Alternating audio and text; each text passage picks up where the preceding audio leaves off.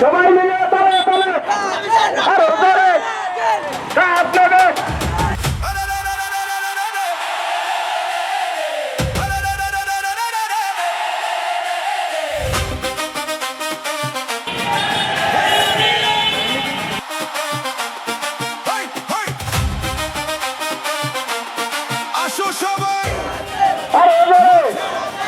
আপনাদের জেগে উঠেছে এই মহাগ শুরু। এই রাত শুধু একবারই আসে। এই গর্বে আমার Brazil Brazil vision cutie mini LED টিভিতে আছে এমইএমসি এবং ডিবিএক্স টিভি সহ লেটেস্ট সব টেকনোলজি। Vision television. আসলে ব্রাজিল বলতেই হচ্ছে ফুটবলের যে খেলাটা বলি আমরা, ব্রাজিল বলতেই ফুটবল।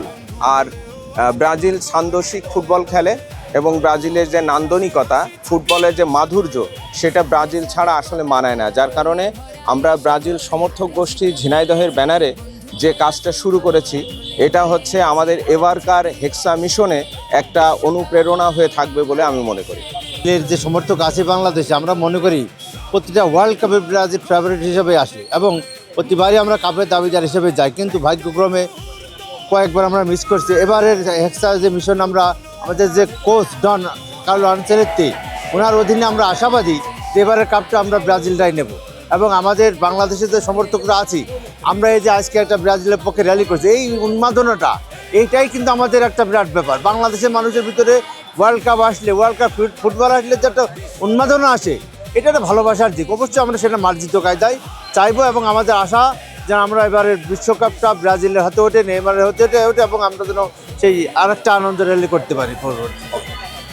এখন ব্যাপারটা হচ্ছে যে ঝিনাইদহে তো আর্জেন্টিনার নাকি অনেক সমর্থক আছে।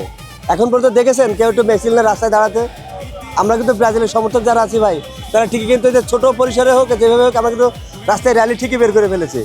কাজেই আর্জেন্টিনা তো গা জ্বলবেই, কারণ ওরা কোনো কিছু পাওয়ার না পেয়ে মানে খালি মুখ থেকে একটু জোর করে কথা বলে, কিন্তু ব্রাজিল দেখেন কাজে দেখায়। আমরা ঠিকই কিন্তু আজকে র্যালি বের করেছি। এবারে বিশ্বকাপ আমরা বিশ্বকাপ চ্যাম্পিয়ন হয়ে আমরা আমাদের হেক্সা মিশনটা সম্পন্ন করব। আমরা যেভাবে এবার আমাদের ব্রাজিল দল খেলা করছে, আশা করি আমরা এবার বিশ্ব চ্যাম্পিয়ন হব।